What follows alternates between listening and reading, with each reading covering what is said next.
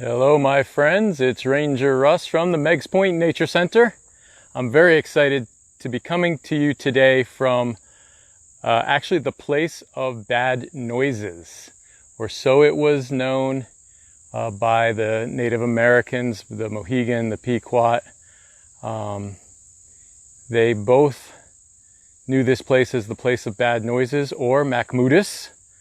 So Machimoodus State Park slash Sunrise State Park, because they are side by side.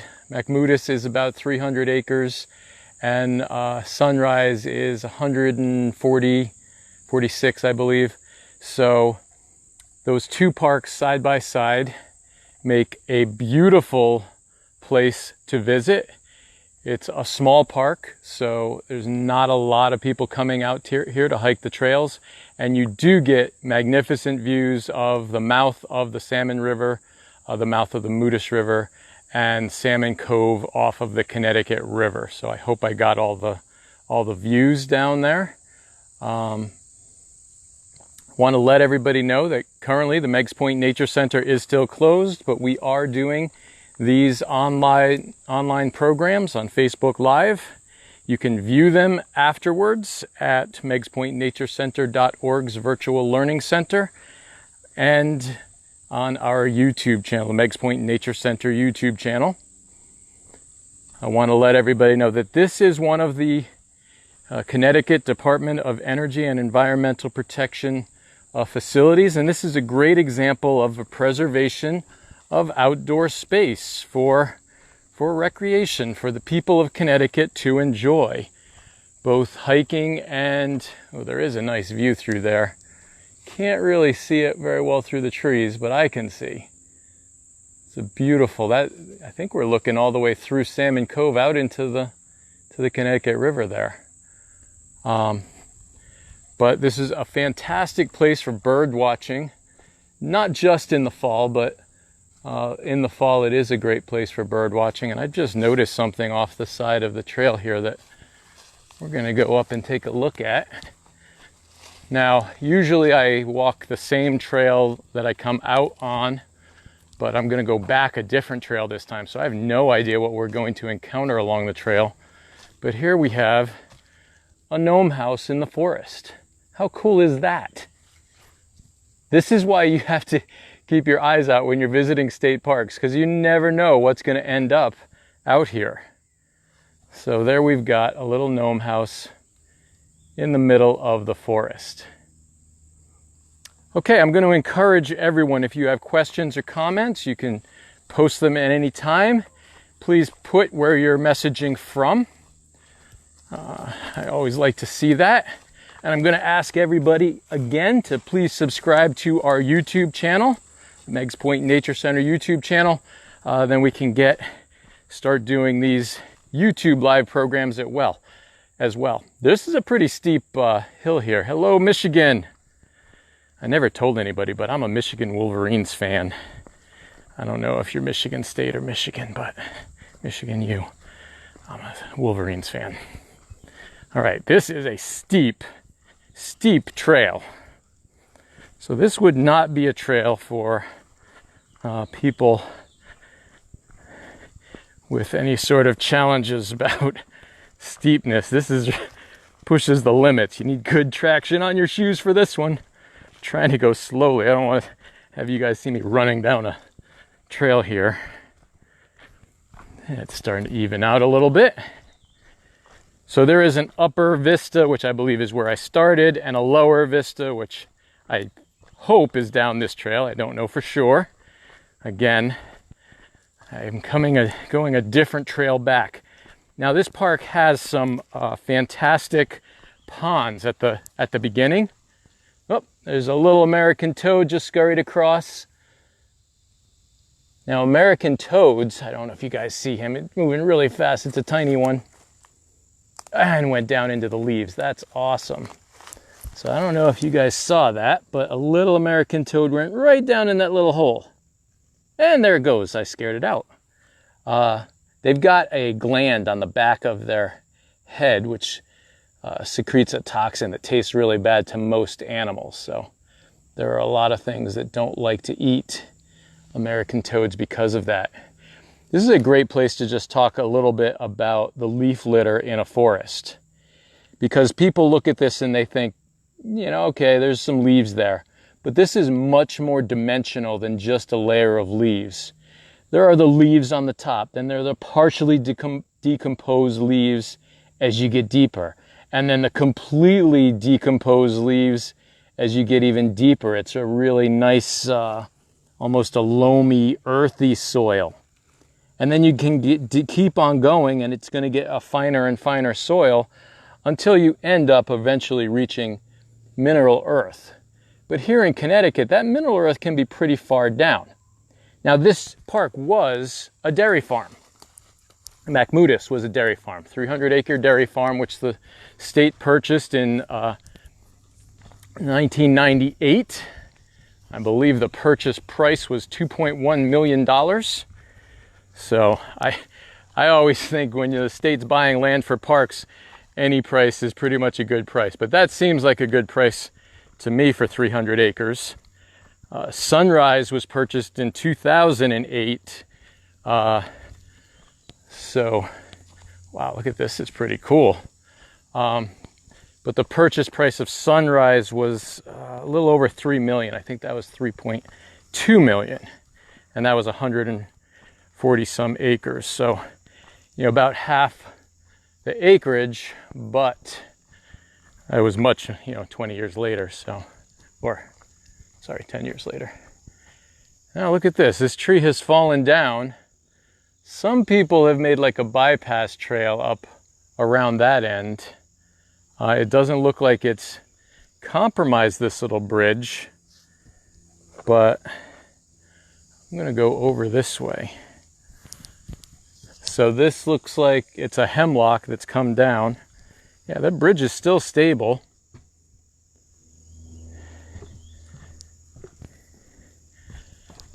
All right, so again, back to the acreage. Oh, look at this. So that's why that bridge needed to be there. This is obviously a drainage in the springtime. That spring runoff has carved out a nice deep channel here. There are a couple of other dead hemlocks here. There's one there next to a healthy maple, and that looks like a sugar maple there. But if you look, there are a few more dead hemlocks down across the channel down there. So that channel could be eroding it out, but these trees look pretty established, so this erosion doesn't look like it's taking the trees out. It actually looks like the erosion is happening around the roots of the trees. So the trees are doing their job, holding the bank. Then it gets pretty steep over there. That goes right down to one of the rivers. I think it's the Machimoodus River that we're going to be, oh no, that would probably be on our backside. The Salmon River then.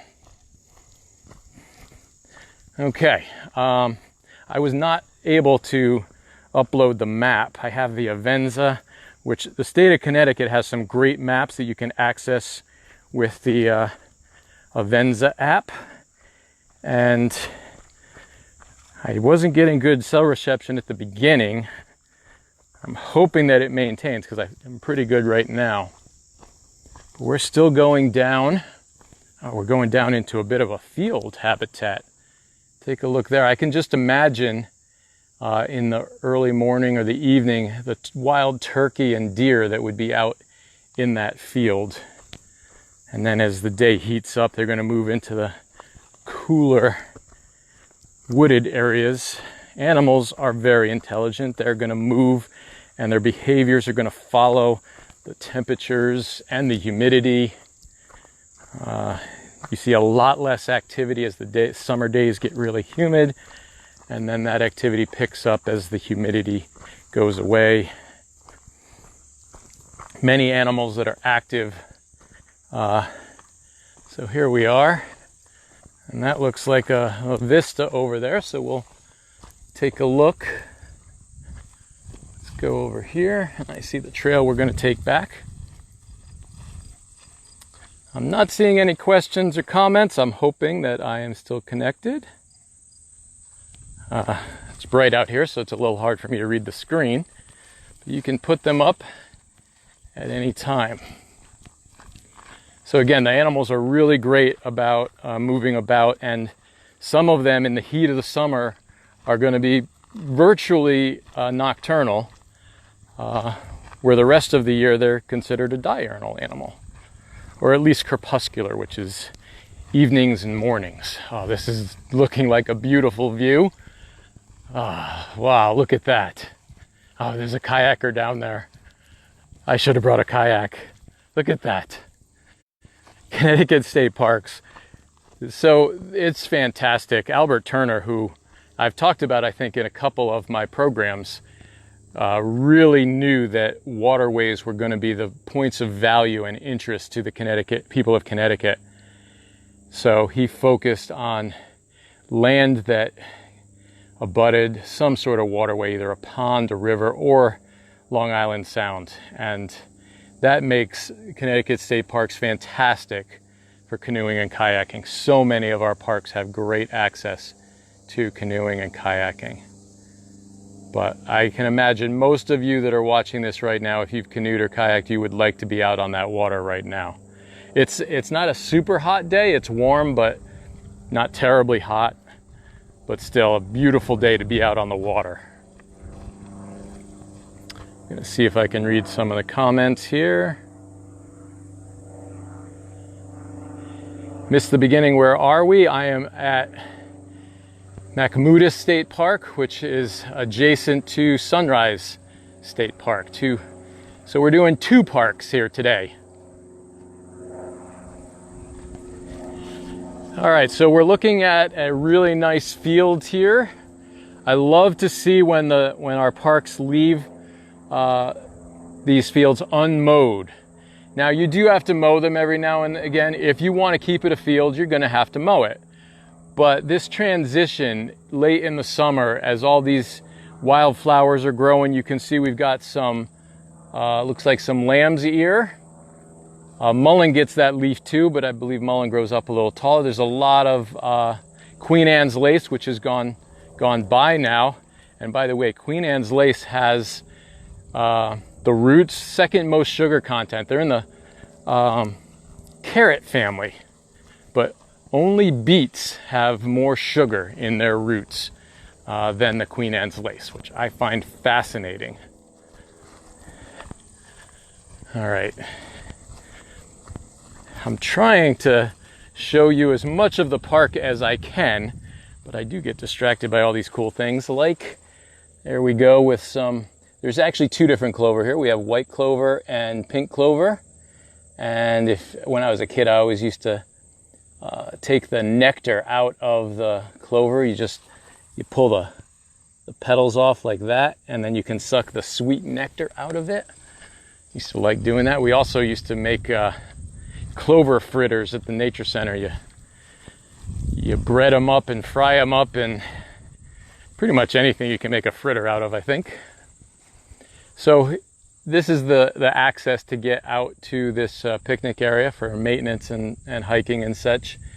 Really looks like an easy trail. As I was coming out, there were some horses riding past. So one of the uses of state parks that a lot of people don't realize is horseback riding. Mountain biking also, but you need to check the regulations because horseback riding and mountain biking are not allowed at every state park. Some of them have some regulations on that. But you can see there's a really defined line between the forest, which looks like practically a climax forest. I mean, we've got oaks, maple, there's a dogwood on the edge there, which is an edge plant, a dogwood. There's some birch, another more edge plant. But then we go right into this field habitat. There's some goldenrod. It looks like it's not quite in bloom yet. Lots of species of goldenrod. Over here we've got some invasives. So that shrub over there with the whitish leaves, that's autumn olive or Russian olive, one of the ones we don't really like. Next to that, you see those dry brown stalks coming up. That's mullein. Great for starting fires. And then this rose bush right here, this is multiflora rose, another invasive, unfortunately.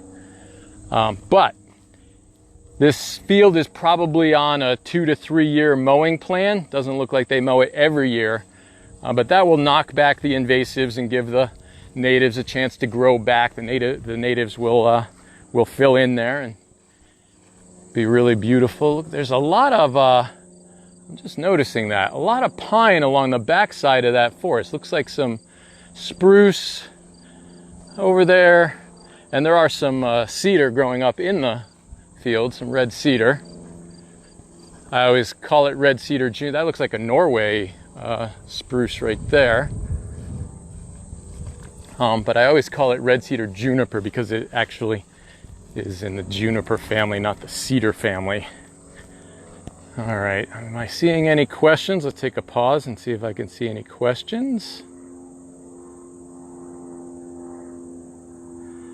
So nice to get a glimpse of the parks that are available. Well, I'm really glad you brought that up, because that is really what these programs are about. It's to expose people to parks that may be very close to your home and you just didn't realize it, or just a distance from your home, but a place that becomes a destination for you. And I would like to see everyone try and visit as many parks as possible. All right, I guess I should start a list of all the parks I visited, because I don't know every park that I have visited. But I'll start a list. I visited a lot of parks as a child. My parents were great about bringing me to parks, but I don't remember all of them. Gotta stop here just for a second and take a look at all of this beautiful milkweed. And I'm looking, ooh, is that possible? I'm not sure. I need my glasses, but I think we've got some eggs there. No, that's not an egg. I'm looking for monarch eggs. And monarch eggs on the bottom of a leaf look like a jewel, like a little, perfect little pearl.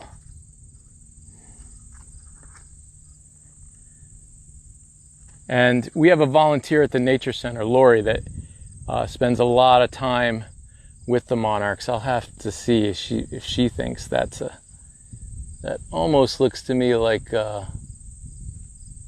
more of a fungal growth, or could be a little bug there. I don't have my glasses on. Let's take a look, see if we have any others. You can see the seed pods here. These are ready to send their seeds out. This one's still green. This is actually kind of small. I'm surprised it's so small. This time of year I would have expected to see it a little larger.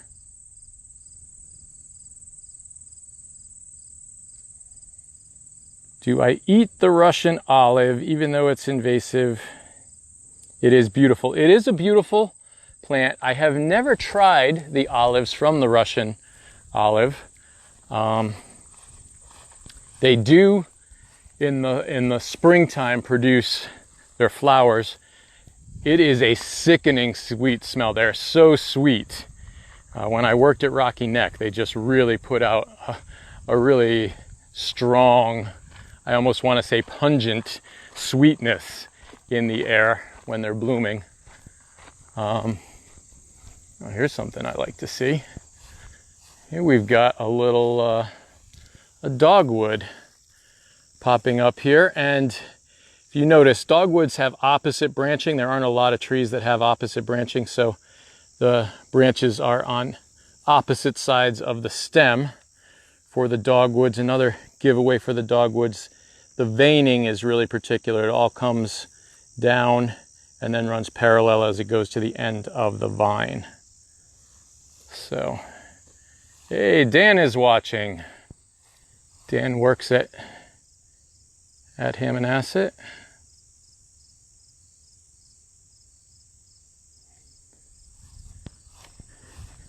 I believe Dan's working today. I don't think this is his day off. He's on his break.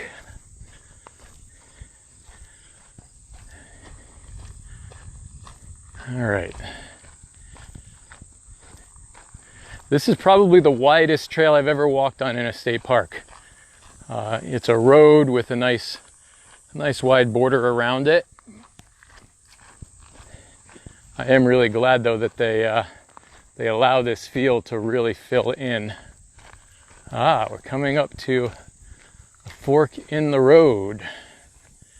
So we've got the parking area, looks like 0.6 in that direction, and the Vista Trail is 0.3 in that direction. I don't know which one. I think I'm going to go towards the parking area because there are some ponds near the parking area that I would like to show you guys. So we're going to go this way. Again, if anyone has questions or comments, you can put them up at any time. And as soon as I get in the shade here, I'll take a look and see if I can read them. Also a little pond here that I can see if there's anything moving around in. It's usually not your oh, yep, there's a turtle. There's a painted turtle on the log right there. Let's see if I can zoom in for you all. Hopefully you can see him there.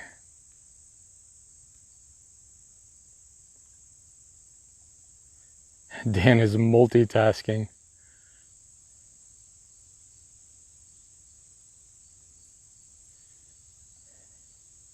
Oh, it looks like Lori is asking if I had an egg question, and I was asking, I found something on the bottom of a leaf, a milkweed that I thought could be a monarch egg, but I don't really think it was. So if you go back and look at the video, you can tell us. So I would encourage people to go back and look at the comments on these videos because we do answer questions as much as we can afterwards. So take a look there. There's that little, probably a male painted turtle. Actually, man, I wish I had binoculars right now. It does look like a painted turtle, but it could very easily be a spotted turtle, which are pretty rare in Connecticut. If that's a spotted turtle, I would be super, super excited.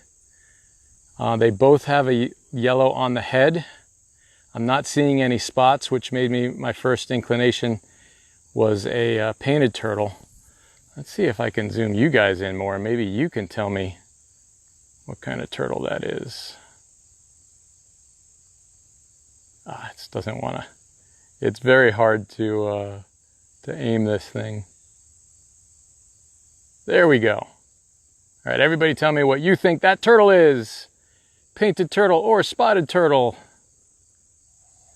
So spotted turtles really like these shallow pools, these shallow ponds. This is their ideal habitat for a spotted turtle. Painted turtles are the most common. Oh, it looks like it's got some orange on the underside there. Which the spotted turtles can get that too, but the painted turtles are bright. I really think that's a painted. Nah, that's a painted. That would have been really exciting if we found a place. Ooh, there's some bluegill in here. Let's see if you guys can see the bluegill swimming around. So even though this is a small pond, we still have some nice wildlife. There's some bluegill, a lot of ripples on the water there, which are indicators of small fish and insects. I see insects and small fish moving around here. Let's see, found a nice fat monarch caterpillar yesterday. Awesome. At Meigs Point Butterfly Garden. Wow. At our own garden. I've searched for eggs there all summer and haven't seen any. So again, I need glasses when I'm looking for them, but all right, so this is a beautiful pond. I could do an entire program here. If I had some waders, we could wade out there and really explore this pond. That would be a great little pond to visit. Let me make sure I'm zoomed back so you guys aren't bouncing around too much. And we're going to continue along the trail here. There's another big, looks like a dead hemlock and a dying hemlock and a really nice oak tree back there. Here's another little area that's, ooh. Oh, look at these purple flowers. Oh, this has got to be some kind of violet, right? But I don't recognize this violet.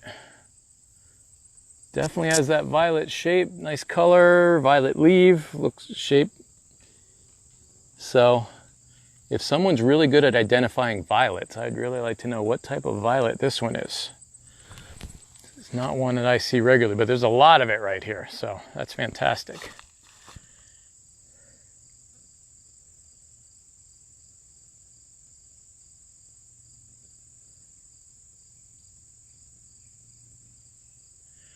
All right, so Rosemary's commenting that it's very quiet. It is very quiet. And, ooh, another fork in the road. It is very quiet, not a lot of bird activity. Again, it's the heat of the day, so a lot less bird activity at this time. So we can go this direction. In a half a mile, we can reach the river, 0.4, so a little less than half a mile. Back that way was the Vista Trail, which we've already seen, and then this way is the parking lot, which is a little more than half a mile. I really wanted to take you guys to those ponds by the road, by the parking lot, but we have an opportunity here to go visit the river, so we're going to do that.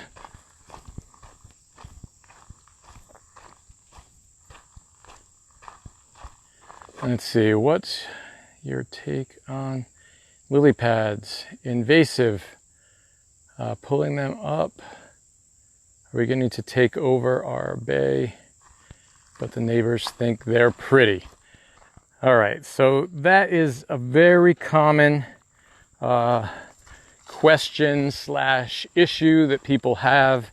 Invasive, beautiful, may not be too destructive in your area, or seem too destructive to your neighbors, but they're really pretty. The lily pads. So we do have native lily pads, but most of the lily pads in Connecticut end up being invasives. I think that most, and I'd really like to reach out to the state biologists and clarify this, but in most cases, the lily pads, they just leave them alone. The milfoil is a lot worse, so they pull them, actively harvest the milfoil out of these little ponds. But unless the lily pads, I'm going to point you off to the side here because we're coming up on a person, unless the lily pads are really blocking up your entire pond, I would leave the lily pads be. And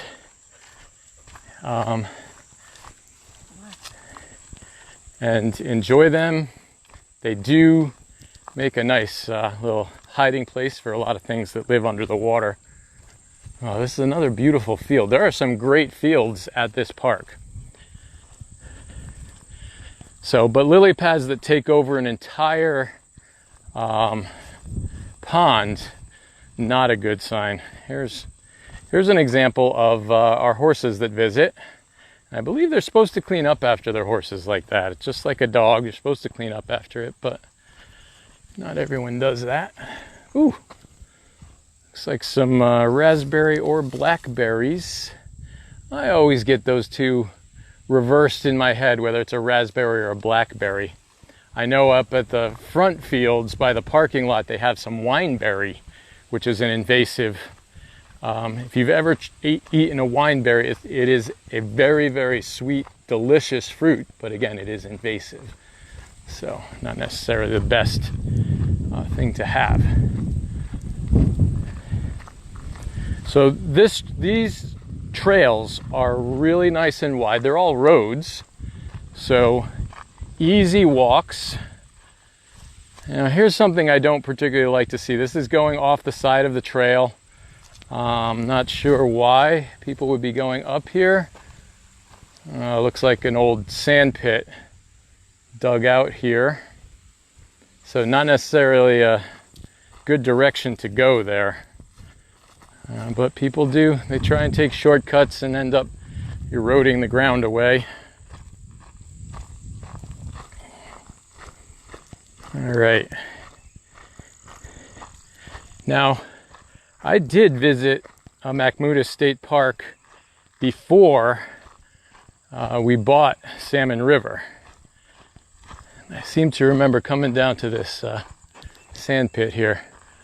Okay, so Sunrise is straight ahead down that trail, and we're gonna go this way towards the river. Sunrise is a former resort. Ooh, sweet fern. So nice sweet fern here. Now, I think the saying is if you have sweet fern, you don't have poison ivies. Poison ivy will not grow where sweet fern is growing. That's interesting. So yeah, Sunrise was a resort in Moodus. Moodus in the 40s and 50s, even into the 60s, was a really popular resort destination. They say that the population of Moodus would quadruple in the summertime with visitors from New York and Boston. But as the highway system became easier to travel and air flight became cheaper and easier, and resorts opened up on the islands, people came here less and less often. Take a look over here. That is gorgeous little forested area. So gradually these all-inclusive small resorts in Connecticut became less popular. But now everybody can visit Sunrise. It won't cost you a thing.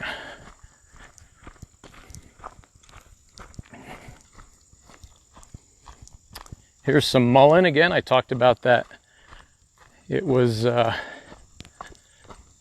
all gone by up in the field, but here you can see little of the yellow flower there. And this stem, when it all dries out, makes a really good fire starter if you use a bow fire starting technique.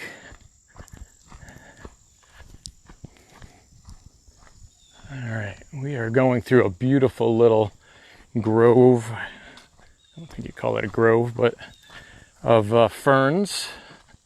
A fern meadow, that's probably a better term. Fern meadow. Some nice hemlocks to each side of us. This is a fantastic. I love to see these transitions. Hemlocks, and ahead of us we've got birch forest. Just a beautiful. This is a really beautiful park.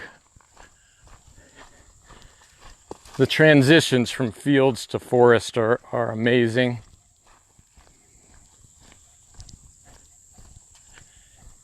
And the fact that it's, so close to the Connecticut River and the other rivers.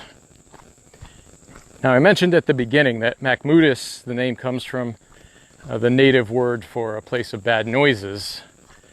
And they always believed that there were creepy, unsettling noises in this area. And even today, people do report strange noises in the woodlands. So, I've never experienced it. I would love to know what it sounds like. Oh, look at this little culvert here on the right. All the hemlocks growing in there, maples. Sounds like a squirrel behind me. Over here we've got deciduous tree, hickory,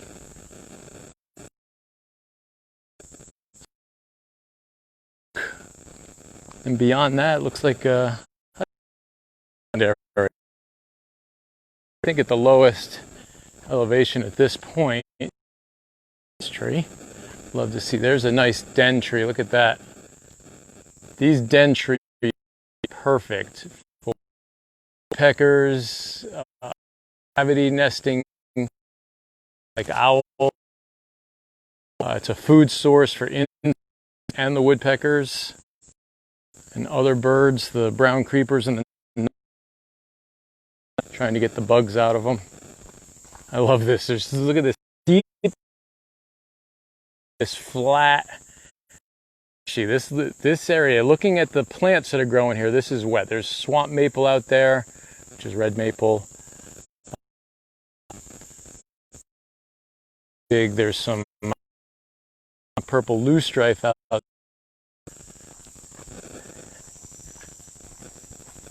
There's a nice hickory on this side.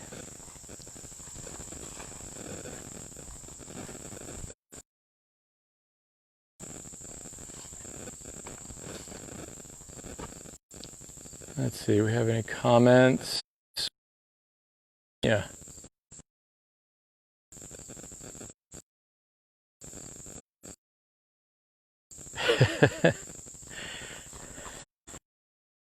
So the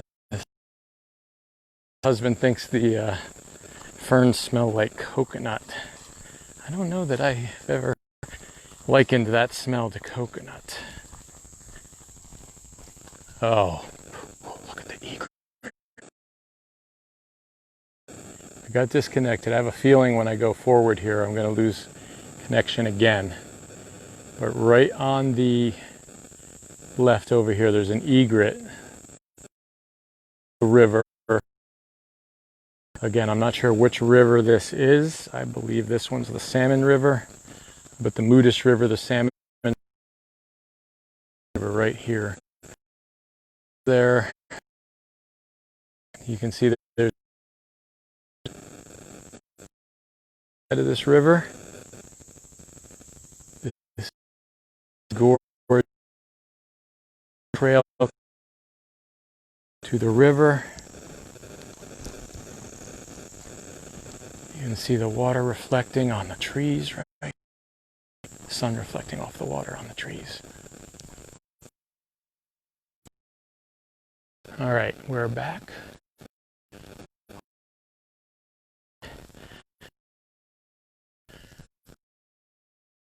Hoping I'm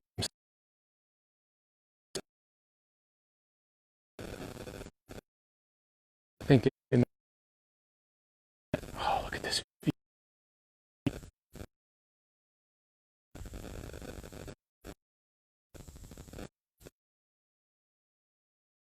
All right, we're back again. I love this trail. It is right on the side. Yes, the broadcast is breaking up. I think it's this valley that I'm in. That's a really steep hill.